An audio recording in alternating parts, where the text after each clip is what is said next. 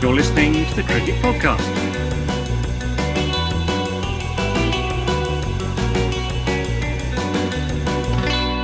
Hello everyone and welcome to the Cricket Podcast. I'm pretty sure this will be the beginning of a new podcast. Might not be. We're talking about the IPL anyway. We've got 4 teams to preview, starting with Mumbai Indians and ending with the champions of the first half, Delhi Capitals. It's going to be good. I'm Jack Hope. I'm joined by Max Rowe-Brown. Max, how are you? Hello. Yeah, still good. A little hungrier than when we started. Yep. And Dan Weston, how hungry are you, Dan, on a scale of 1 to 10? Well, it's 10 past 8 and I haven't had dinner yet. So, yeah. Okay. Well, send help. The length of preview per team might go down. Can't confirm that it will. Well, there's less to talk about with the better teams. Yeah, that is true. We're sponsored by Woodstock Cricket. You can find them on the internet, woodstockcricketcompany.com, I think, or just search Woodstock Cricket. TCP25 for 25% off their gear. We're also on Patreon, patreon.com/the cricket pod to interact with us, get some exclusive stuff. We're on Twitter and Instagram at the cricket pod. And there's another message, but I forgot what it was. Oh, yeah, road to 10K subscribers. Help us get there by the end of the IPL. Mumbai Indians, that's where we're starting today. They have been okay so far. They've won 4 matches, they've lost 3. As far as our pre-tournament prediction, I think that's a little bit of a minor underperformance. They were, and in my view still are, the best team in this tournament, maybe still the best team in the world. But they've been to some tricky venues, and even though they probably have wanted to be 5-2 at this point, I think they'll be quietly happy with 4-3. They're not definitely qualified, but they're in a pretty good position, and I'm sure they will. Max, what did you think of early IPL Mumbai Indians? Yeah, same really. A little disappointing, but as you said, we always knew that the first half was going to be slightly more difficult for them than the second half, because it was probably in conditions that were slightly less favourable to them. If you think about some of their players, I'm thinking in particular Quinton de Kock struggled a little bit opening up against spin. And I think Ishan Kishan looked like he struggled as well with the slow nature of the pitches they were playing on compared to what he did last year in the UAE. So I think we always thought if they were going to struggle, it would be up top and that they would pull it back towards the end. So I think to be 4th at the halfway stage when they were going to then move on to some of the different venues, probably, nothing too much to worry about from that front. So if we look at who's done well and who's done poorly, there's a couple of players you mentioned there, Max, who have definitely done poorly. Ishan Kishan was the talk of the town, maybe the player of the 2020 IPL. He's maybe the worst player of the 2021 IPL so far. He's been so bad. I'm actually a little bit surprised he's still in the India side. On top of that, you've mentioned Quinton de Kock. He certainly won't be thrilled with his performance in the first half of the tournament. Really struggled to get going. Dan, were you surprised at how poor de Kock and Kishan have been in the first half of the tournament, and maybe to a lesser extent as well, Hardik Pandya, who's also struggled a little bit with the bat? Yeah, a bit. Ishan Kishan, definitely. De Kock, I've often had this perception you can get at him with a spin matchup, some right arm off spin to take him on, and that's probably a little bit his weakness. Hardik, I think, came into the original tournament with some injury issues, and he hasn't played consistently of late, so that's probably a bit of a problem. Perhaps the fact that James Neesham is the only competition for his place is something of an issue as well. And when we talk about Mumbai's good recruitment, that was one where they really failed. But yeah, I think that I look at their squad and I think, how on earth do they not qualify? Yeah, that's sort of what I think as well. On the plus side, Kyron Pollard has had a tournament for the ages. He has scored a bazillion runs, like a well, no, he hasn't scored a bazillion runs, sorry. His average is a bazillion high. What he's done, though, is sort of single-handedly win them at least one match. That innings against CSK, if we can rewind back to that 87 from 34 balls to chase down. Oh, yeah, I forgot about this. I left my Mumbai Indian shirt. I do support Mumbai.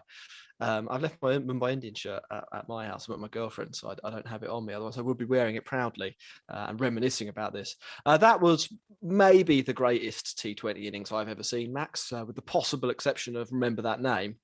I've got to give it to Carlos. Really? You're still saying Carlos? Yeah. Just because of the situation. Okay. I think you're wrong. With the ball, Bumrah and Chahar have both been good. Bumrah is in a class of his own when it comes to seam bowling, particularly defensive seam bowling. Like, it's so hard to score runs off. And it's been good to see Chahar break out. We did say, and we have said over the last couple of IPLs, that he's definitely one to watch and could be the, in quotes, future of Indian spin bowling. He seems to have overtaken Chahar now, doesn't he? With the T20 squad. And I think that's probably the right thing. I would rank him probably at the moment as the best of the Indian T20 spinners, Dan. Yeah, well, I think it's fair to say that he's slightly behind him in the alphabet and slightly ahead of him in the pecking order. Yeah, I really like him, actually. I think he's decent. He struggled a bit in UAE last time, so let's see how he gets on over there. So that's I think he did get dropped, didn't he, at the end of the 2020? Yeah, I think it was a match-up thing with Jack. It was against left-handers, but he didn't do great in that tournament. They have made no roster changes, which is probably fine from their point of view. As you said, Dan, they maybe when you've got the best team, you might as well keep the best team. Yeah, and also remember they've only played Adam Milne in one game, and the guy is amazing. Yes, I mean that's a pretty big upgrade, or just a pretty big piece to have to use him when you feel like it. I would expect to see him a little bit over the second half of the tournament. It's amazing what being on TV can do for your profile. So no Ross moves. I would expect them to finish pretty comfortably in the top half. We've predicted the number of wins for everyone else. 7 matches to go. Dan, you can go first this time. Out of 7, how many are they going to win? A conservative 5. A conservative 5, yeah. Max, what do you reckon? 7. 7? Yeah. That's why it was a conservative 5. 7 out of 7.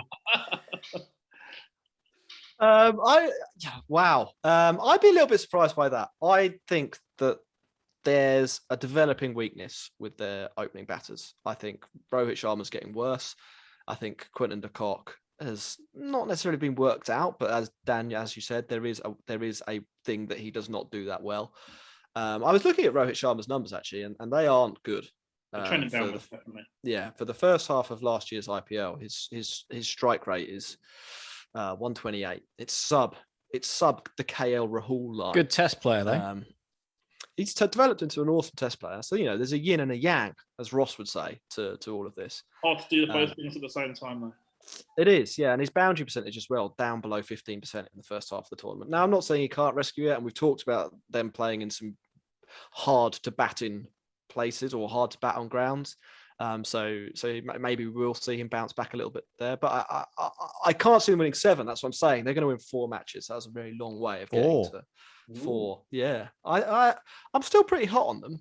I still think they got. I mean, I'd probably say 5 if I'm honest with you. But in the spirit of the game, I don't think they'll win 6. I don't think they'll win 7, but 4. Yeah. So comfortable qualification. Max, next team. Yes, next team. It's the one we've all been waiting for. The Royal Challengers Bangalore, and they are the only team with more changes than the Rajasthan Royals. The start of the competition, we were a little bemused by their draft strategy, namely, putting up for auction one of the best players, who then ended up being the most expensive IPL player in the history of the competition. But what are you going to do?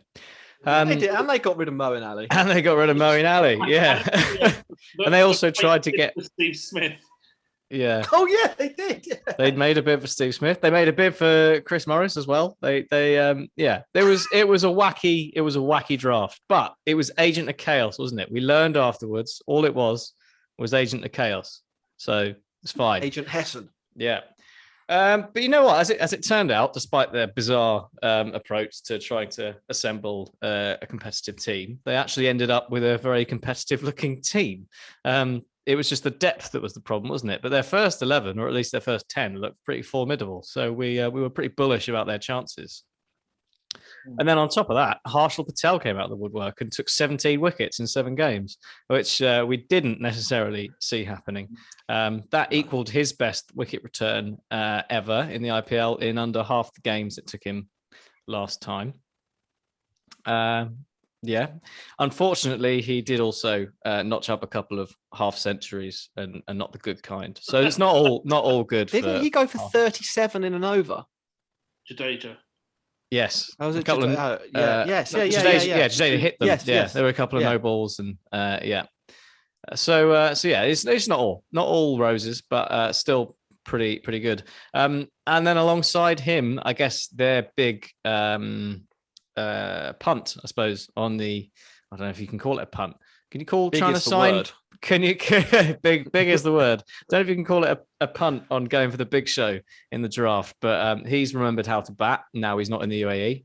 Unfortunately, he's going back to the UAE. But AB de Villiers obviously reminded us all of how good he is at cricket and had us dreaming of a South Africa comeback. Not to be, but that allows him to concentrate on the IPL. So a pretty formidable team lineup there, and one that ended up getting them into 3rd place so far with 5 wins from 7, and actually won their first 4 in a row with 2 defeats in their most recent 3, just giving a hint that maybe wheels could come off the RCB team, as they do have a tendency. If it's going to happen to anyone.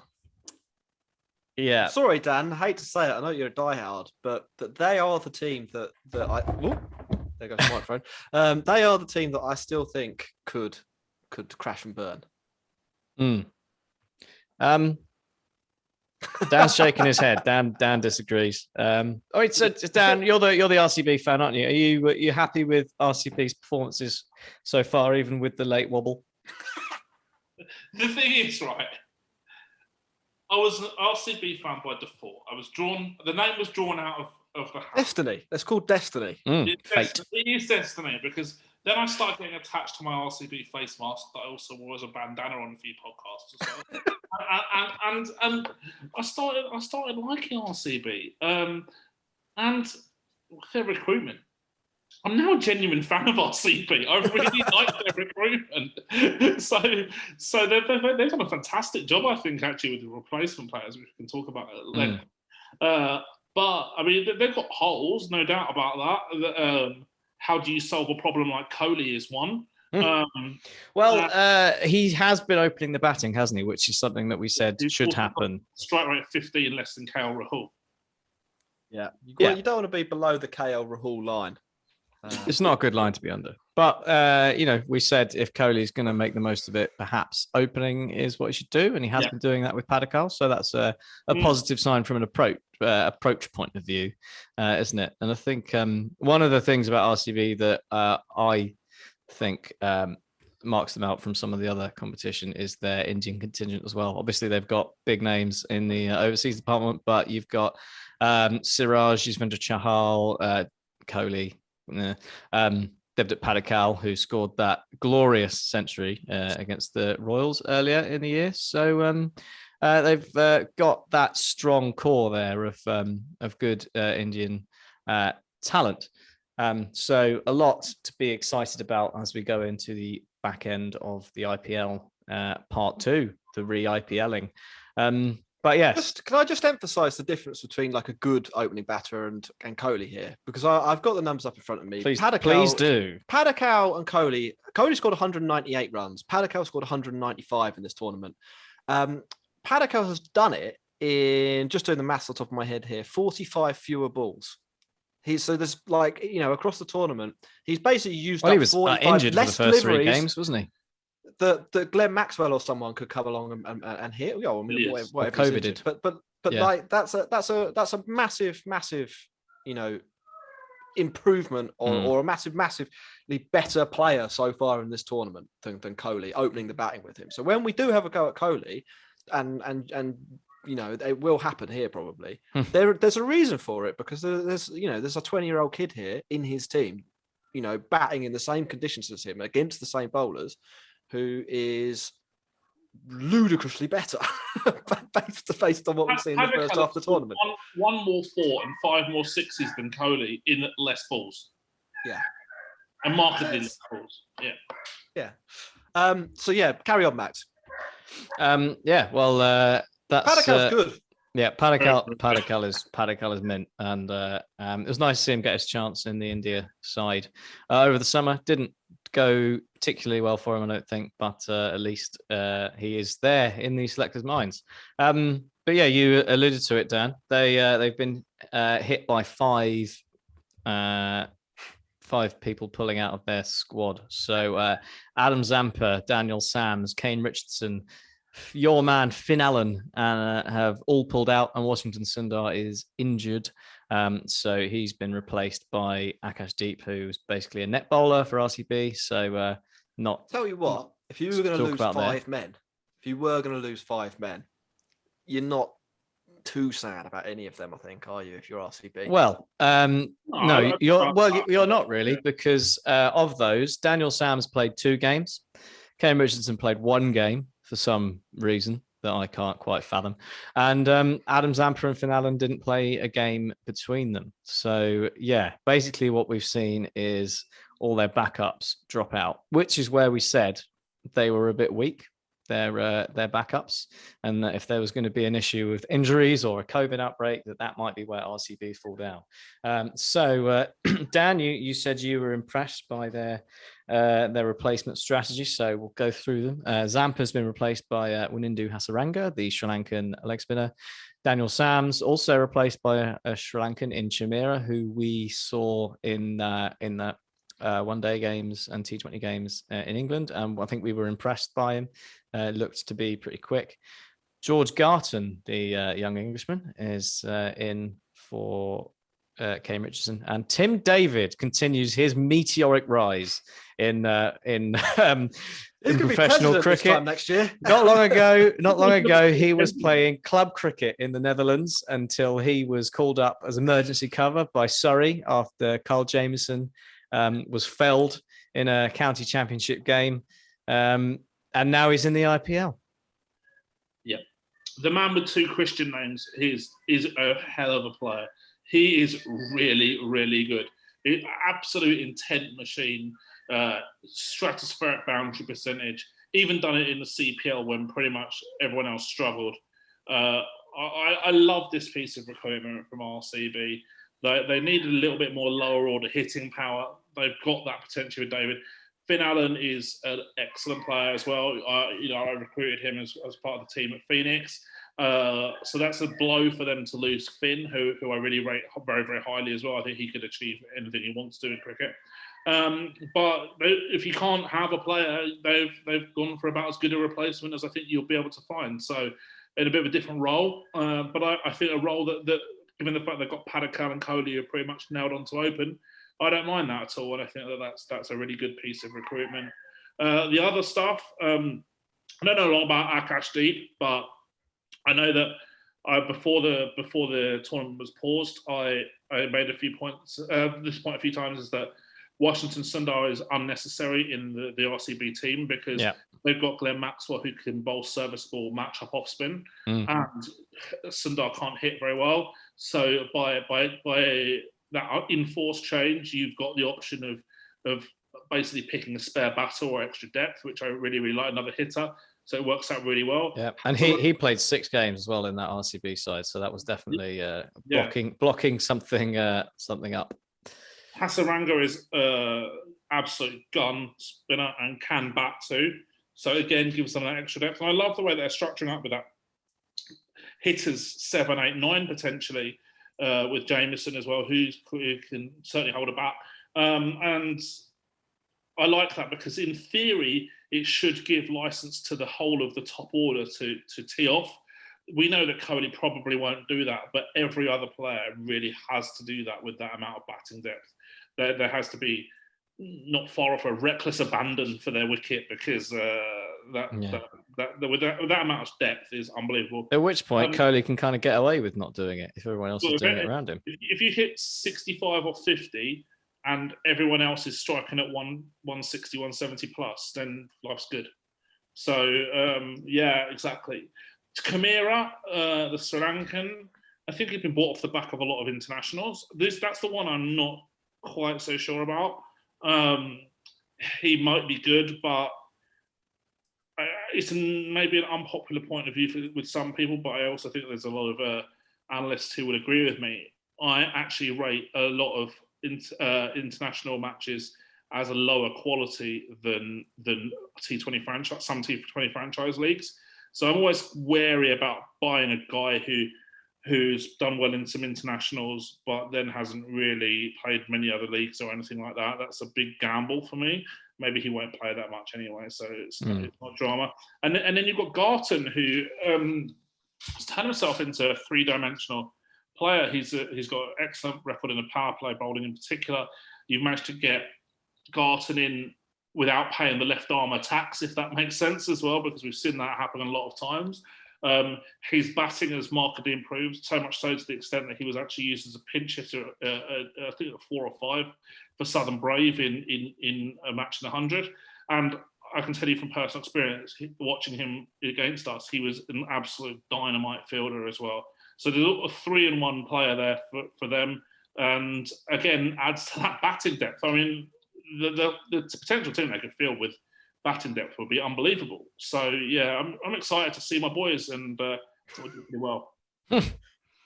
Dan Weston, RCB Stan there. Yeah. Well, should we stick with the? Oh no, it's your turn to go first, isn't it, Jack? On number of how wins. Many are they going to win? So how many are they going to win to close out the tournament? I said they might crash and burn. I don't really think that will happen. I think they will win 3 of their 7. Ooh. Yeah. I just don't have a good feeling about them. I think Kohli blocks it up.